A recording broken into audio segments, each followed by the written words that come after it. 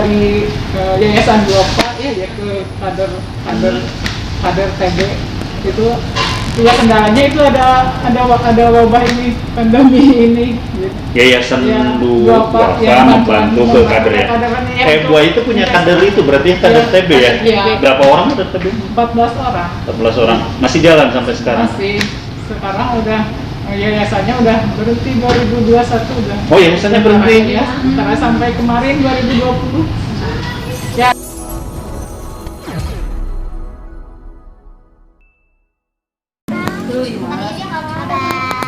Jangan lupa like, comment, and subscribe. Bismillahirrahmanirrahim. Assalamualaikum warahmatullahi wabarakatuh.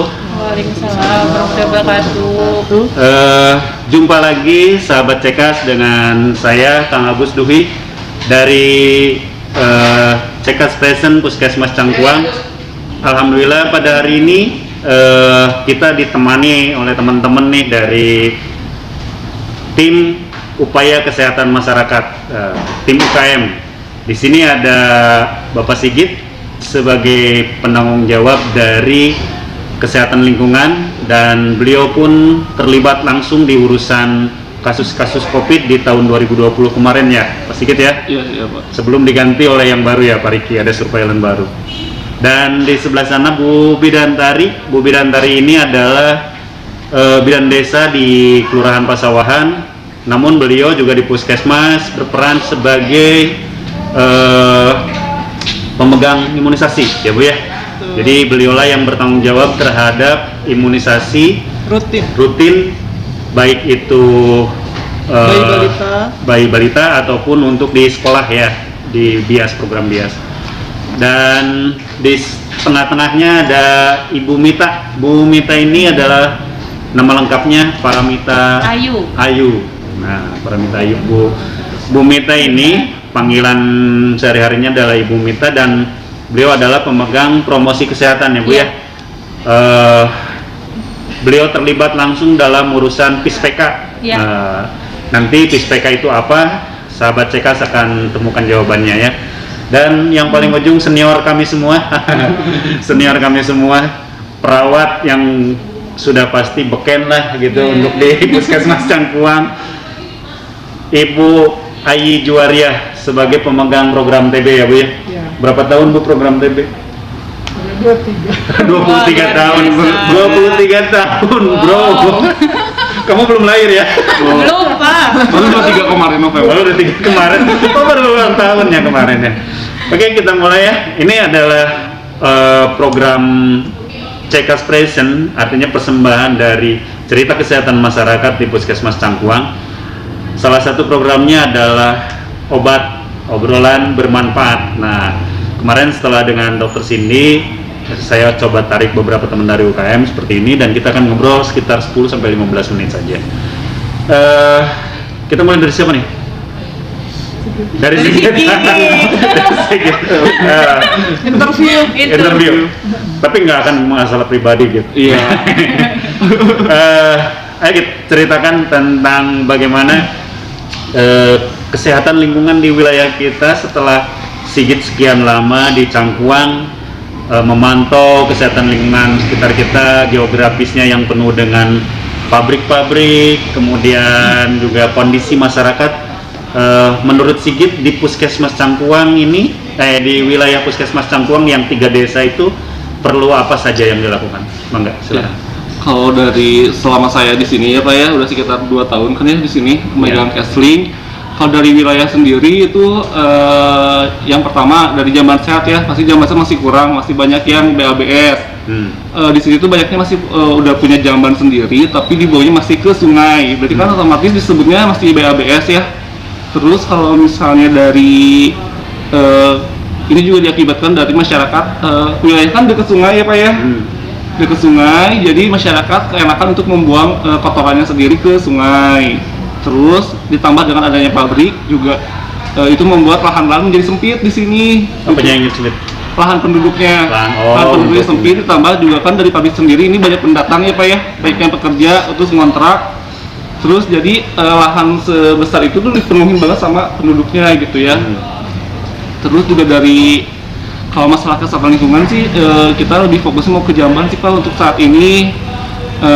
Juga masyarakatnya juga masih banyak yang belum mengerti ya apa itu STBM gitu. Jadi untuk kedepannya sih mau ditingkatkan lagi di STBM-nya, apalagi di pilar pertama gitu. Karena STBM itu apa, bisa dijelaskan? STBM itu sanitasi total berbasis masyarakat. Itu terdapat 5 pilar. Yang pertama stop BABS, terus yang keduanya CTPS atau cuci tangan pakai sabun. Yang ketiganya pengelolaan makanan dan minuman rumah tangga. Yang keempatnya itu tentang pengelolaan sampah, dan yang kelima tentang pengelolaan limbah cair. Untuk di masyarakat ini pas saat ini ada COVID itu pilar kedua masyarakat sudah menjalankan nih cuci tangan pakai sabun ya, itu dipaksa dengan keadaan COVID seperti ini, maka pilar kedua sudah jalan gitu. Hampir semua masyarakat sudah tahu apa itu CTPS, terus bagaimana cara cuci tangan gitu. Dan tapi pilar pertama ini masih kurang gitu Pak, masih banyak masyarakat yang masih BABS. Nah, untuk upaya yang sudah dilakukan untuk mengurangi BABS ini gimana? Upaya yang sudah dilakukan yaitu dengan pemicuan. Salah satunya yang pernah saya lakukan di RW 11 Pasawahan. Sudah dilakukan pemicuan, tapi masyarakat juga masih belum ada tindak lanjut nih Pak, masih kita pantau. Terus alhamdulillah kemarin dapat bantuan dari Disperkintan ya soal IPA komunal, di mana itu udah ada 50 pengguna. Jadi masyarakat di sekitar Panurusan ya khususnya sudah IPA komunal, sehingga 50 kakak tersebut di sekitar IPA komunal ini sudah membuang kotorannya ke IPA komunal gitu. Jadi tidak BABS lagi Iya, ya, sudah tidak BABS. karena mereka sudah buat IPA komunal, dan mudah-mudahan IPA komunal ini jadi salah satu contoh buat masyarakat lainnya ya. Iya. Sehingga ODF bisa terwujud gitu. Iya. Iya. Di 2021 ya. Oke, tahan dulu Pak Sigit, kita ke Bu Tari sebagai pemegang vaksin imunisasi di penanggung jawab vaksin. Kalau yang vaksin selama pandemi ini Bu Tari, kendalanya apa kemarin pada saat kita ke balita? Mungkin terhambat dengan kondisi pandemi kemarin. Ya, karena kondisi pandemi, jadi posyandu dan kegiatan imunisasi untuk sementara waktu dihentikan, sehingga bayi balita tidak terimunisasi nih selama bulan April, Mei, Juni. April, Mei, Juni tidak terimunisasi. Ya. Ada dampak tersendiri nggak akibat itu? Banyak bayi balita, terutama ibu-ibunya yang merasa udah telat nih, padahal sebetulnya masih bisa diimunisasi sampai usia 18 bulan. Kemarin kebijakan dari dinas biasanya kan sampai usia setahun. Nah, kemarin karena ada halangan, karena ada pandemi kemarin sempat terhenti, bisa sampai 18 bulan sampai campak gitu. Jadi untuk sahabat Cekas yang punya balita yang sudah terlewat karena Yang lebih dari pandemi kemarin setahun, kan, nah misalnya imunisasi apa kemarin? Misalkan campak belum nih, udah lebih dari setahun, masih bisa diberikan sampai 18 jadi campak itu kan seharusnya 10 sampai 12 bulan ya. 9 sampai 12 bulan, tapi karena ada pandemi terus kemarin nggak dicampak, jangan dibiarin, bisa aja kan? Iya. Lewat dari 12 bulan juga lewat. Oh, jadi ada perubahan yang itu sesuai dengan keilmuan mungkin ya. Iya. Jadi sampai 18 bulan masih bisa. Oke, berarti untuk sahabat Cekas bisa untuk nanti ibu-ibu yang punya balita bisa diimunisasikan ke puskesmas ya. Kalau yang sudah terlambat Ya, seperti kemarin. konsultasi dengan bidannya dulu. Nah, itu lebih baik konsultasi dulu dengan bu bidannya ya. Dan untuk pelayanan imunisasi di sini hari apa? Hari Jumat, setiap hari Jumat di Puskesmas Cangkuang. Setiap hari Jumat di Puskesmas Cangkuang. Tinggal langsung datang aja atau daftar biasa? Langsung datang, daftar dulu, kemudian langsung ke ruang pelayanan. Oh, jadi tetap daftar dulu langsung ke ruang pelayanan imunisasi ya. Terkait vaksin COVID nih, rencananya untuk ini Bu Tari sudah dapat informasi tentang itu? Untuk vaksin COVID, berita terbarunya akan serentak dilaksanakan pada 14 Januari ya Pak ya? 14 Januari Ya, untuk para nakes ya? Ya, tapi untuk Kabupaten Bandung belum datang nih vaksinnya, belum ada sebetulnya. Mungkin masih dalam proses pendistribusian. Oh, jadi untuk Kabupaten Bandung belum datang. Tapi rencana di awal adalah tanggal 14 Januari. Ya, Ya, mudah-mudahan sih vaksin itu bisa membuat kita semua jadi Ya. terlindungi ya. amin. Amin. Oke, terima kasih Bu Tari, nanti kalau ada pertanyaan berikutnya. Saya bagi-bagi waktunya karena waktu kita sempit juga nih. Bu Mita, sebagai pemegang promosi kesehatan, kendala di masyarakat sebagai promosi itu corongnya puskesmas gitu ya. Jadi menyampaikan segala program puskesmas, termasuk bagaimana membuat masyarakat lebih sehat lagi. Apalagi upaya kesehatan masyarakat itu leadernya itu biasanya frontal di Promkes. Kira-kira hambatan yang ada di lapangan seperti apa? Hambatannya kalau di lapangan ya Pak, kan kita seperti kita ketahui bahwa dari segi pendidikan aja di warga di wilayah Cangkuang sendiri itu kan bervariasi. Iya. Apalagi di sini tuh ada yang memang kita anggap tuh setengah kota, setengah desa gitu ya Pak ya. Setengah kota, setengah desa. Diskotik lah. Iya diskotik Divisi gitu kota kan ya. selektif gitu. Kecuali kalau misalnya memang di wilayah ini tuh desa seutuhnya ataupun kota sekalian. Nah, sehingga bisa mempengaruhi tingkat pengetahuan dari si masyarakat itu sendiri gitu Pak. Terus lalu untuk masyarakatnya juga kadang ada yang masih kurang percaya Pak. Ada beberapa kayak misalnya seperti yang imunisasi juga ada kan di wilayah yang di RW 2 sepertinya gitu ya. Ada sebagian yang tidak percaya bahwa si balitanya teh harus dikasih vaksin gitu. Diimunisasi. Jadi, diimunisasi. Makanya itulah pemahaman itu yang memang perlu diedukasi terus-menerus, karena kalau untuk merubah perilaku itu tidak semudah membalikan telapak tangan gitu. Harus terus-menerus kita edukasi, baik itu dari mungkin dari sayanya sendiri ataupun dari Bu tadi selaku pemegang imunisasi. Ada Kita wilayah tertentu yang jadi target untuk apa Pak? Seperti tadi yang masalah imunisasi ya. Iya. Mungkin Sebetulnya- seperti kampanye hitam itu. Sebetulnya bentuk-bentuk penolakan tuh banyak. Ada yang takut anaknya sakit, Pak. Jadi efek dari imunisasi takut ada yang panas, sakit, jadi malah ada yang bilang ada takut lumpuh segala macam. Ada yang karena kepercayaan agama, jadi tidak boleh divaksinasi. Tuh ada. Nah, untuk masalah kepercayaan sendiri, kita sebagai tim nakes ya Pak ya, tidak bisa langsung secara mandiri untuk masuk ya Pak ya, Iya. harus melalui berbagai sektor. Iya. Lintas sektor. Tapi untuk misalkan pengetahuan takut sakit, efek segala macam atas imunisasi itu sendiri, kita sebagai nakes perlu edukasi terus-menerus kepada masyarakat untuk meyakinkan bahwa memang itu adalah efek samping, dan tidak semua bayi balita yang disuntik itu mengalami demam, panas gitu. Ada yang baik-baik aja, ada yang enggak, ada yang hangat sedikit, ada yang memang panas. Tentu kita harus siap obat setelah pelaksanaan imunisasi Ya, gitu. seperti itu yang sering disampaikan ya, termasuk Iya. oleh Bu Mita sebagai tenaga Promkes terkait dengan kampanye hitam di masyarakat supaya imunisasi ini jalan semua gitu kan. Nah, yang terkait PISPK nih, Ya. mungkin sahabat Cekas bisa atau ingin tahu apa itu PISPK kira-kira? PISPK itu program keluarga sehat dengan pendekatan keluarga, di mana program itu kami dari pihak puskesmas langsung door to door ke masyarakat, mengetahui apa saja yang sedang dialami oleh masyarakat melalui dengan 12 indikator yang ada di indikator PISPK. Ya. Dengan 12 indikator.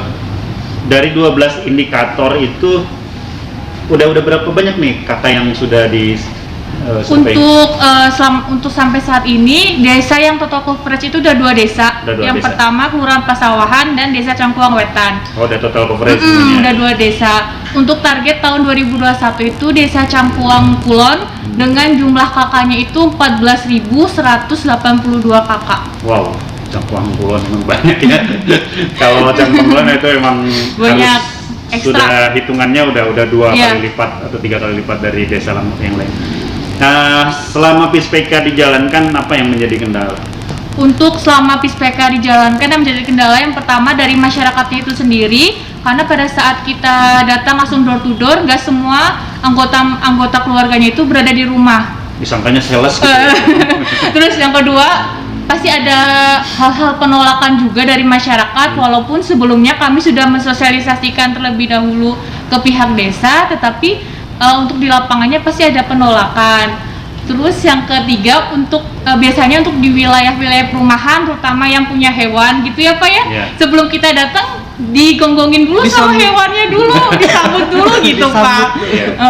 Gitu. Itulah ya. Memang dinamika di masyarakat seperti itu dan banyak cerita unik ya Iya, ketika di iya. lapangannya. Tidak Bu Ai, gimana nih Bu Ai? TB di kondisi pandemi ini, kasus TB tahun 2020 ada gimana Bu Ai? Peningkatan atau penurunan? Biasa ada penurunan. Penurunan. Biasanya, iya, biasanya tahun 2019 ada pasien banyak ke 100 lebih, sekarang mah 74 semuanya. Turun karena memang pada sehat gitu atau pada ganti penyakit? Karena ada pandemi. Ada pandemi. Ada pandemi ya. Iya. Jadi kunjungan ke Bu Ai Padahal waktu tahun 2020 ya ada bantuan dari Yayasan Duopa ya ke kader TB itu. Ya kendalanya itu ada wabah ini, pandemi ini. Gitu. Yayasan Ya, Duopa ya, membantu ke kader ya. Bu Ai itu punya kader itu berarti kader TB ya. Iya. Berapa orang kader TB? 14 orang 14 orang. Masih jalan sampai sekarang. masih. Sekarang udah yayasannya udah berhenti 2021 udah. Oh, yayasannya berhenti? Ya, karena sampai kemarin 2020 ya ada bantuan dari sana. Jadi 2021 ya yayasan itu berhenti nggak membantu lagi. Terus tapi tetap kadernya jalan. Masih kadernya masih. Udah dibantu sama itu tapi tetap kebanyakan pasiennya pada ya kalau udah ada ini nggak mau fokus Puskesmas gitu karena bisa tes susah mengeluarkan dahak kan batuk 2 minggu harus dicek dahak Iya. gitu. Iya. Susah ngeluarin Iya, dahaknya. susah ngeluarin dahaknya. Terus kadang suka pasien TB suka banyaknya menarik diri gitu, nggak mau di ini. Nggak mau diekspos. 23 tahun Bu Ai pegang TB ya. Berarti Iya. banyak sekali Padahal suka dukanya. di Puskesmas Cangkuang banyak kantong-kantong TB apalagi Cangkuang Kulonnya yang banyak. Cangkuang Wetan juga banyak. Cangkong wetan sekarang banyak ya. Iya, yang kantong-kantong TB-nya. Berapa banyak berarti kalau wilayahnya per RW itu kantong TB gitu kan? RW, Ada beberapa RW yang menjadi kantong TB ya. Dan itu jadi target target kadernya. kadernya. Oke. Bu Ai yang membuat Bu Ai bertahan di program TB apa? SK gitu. Enggak, bukan itu maksudnya. Bu Ai memegang program TB ini kan sudah sekian lama dan kayaknya kalau diganti juga karena memang programnya kan berjalan terus dan memang ini mah udah terus pelatihannya. Iya. Jadi kalau diganti baru juga kacau lagi mungkin atau misalnya perlu Adaptasi. pengalaman adaptasi dan memang saya lihat di aplikasi segala macam juga banyak banget. peraturan. Nah untuk sahabat Cekas yang sering menyaksikan nih nonton di YouTube-nya gitu ya. Kira-kira Bu Ai yang mau disampaikan buat mereka biar sehat dari TB? Ini aja ke masyarakat kalau ada yang batuk lebih dari 2 minggu harus cepat-cepat ke Puskesmas biar diperiksa dahaknya gitu. Jadi nanti langsung ke deteksi gitu kan sekarang mah ada. Sekarang mah batuk 1 hari aja nggak mau berobat, sin COVID gitu. Jadi kalau batuk lebih dari 2 minggu patut dicurigai ya. Iya, ada, Jadi itu. ada sakit dada, sesek itu penurunan berat badan yang drastis lah, cepat. Terus kalian para pejuang kesehatan, Sigit Kesling ya, masih ini apa? Untuk program 2021 kira-kira apa? Program 2021 sih kalau dari Kesling kita pasti di pemicuannya Pak ya, apalagi untuk sekarang kita pemicuannya bukan hanya di jambannya aja, tapi dikolaborasi lagi dengan stunting. Jadi Oh iya, pemicuan di stunting sini, ya pemicuannya itu selain untuk meningkatkan jamban sehat juga kita pemicuan kepada ibu hamil, terus agar angka stunting itu turun gitu. Stunting berarti hubungannya nanti dengan Iya, lebih ke ini Iya, ya. sama semuanya gizi juga. semuanya Sama berhubungan. berhubungan ya. Iya. Ya, memang stunting ini jadi salah satu isu, Isu di yang lagi hangat. kongresnya waktu kongres nasional itu. Dan saat ini juga masih selain karena memang ada pandemi, jadi kita isu-isu kesehatan lainnya agak-agak keseret ya gitu Iya. kan. Yalah, sukses buat kalian semua.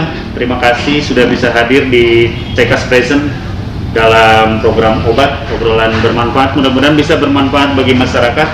Dan ada yang mau disampaikan buat masyarakat di sana? pesan saya saat ini kan seperti kita ketahui apa ya, terutama yang buat corona kan semakin hari semakin meningkat ya, apalagi di wilayah Cangkuang juga semakin banyak kasus. Untuk masyarakat tetap terapkan protokol kesehatan, tetap terapkan 3M-nya, menggunakan masker, mencuci tangan, dan menjaga jarak itu harus tetap diperhatikan dan diterapkan karena untuk saat ini corona tuh memang ada, bukan yang main-main dan mengada-ngada gitu aja. Ditambah banyak makan yang Bergizi. bergizi untuk Iya. meningkatkan imun dan selalu bahagia. Iya. Jangan lupa bahagia. Jangan lupa bahagia. Jangan lupa bahagia. Jangan lupa bahagia. Wajib aman, wajib imun, dan wajib iman. Ya, Kita kan betul. 3 wajib. Oke, terima kasih. Terima kasih Pak Sigit, terima kasih Bu Tari, Bu Mita Sama-sama, Buai. Pak. Mudah-mudahan kalian sebagai tenaga kesehatan setiap tindak berujung ibadah dan dibalas oleh Allah dengan berlipat pahala. Amin. Dan mudah-mudahan kita senantiasa dilindungi oleh Allah Subhanahu wa taala sehingga kita pada saat bekerja kita juga dijaga sehingga kita tetap disehatkan.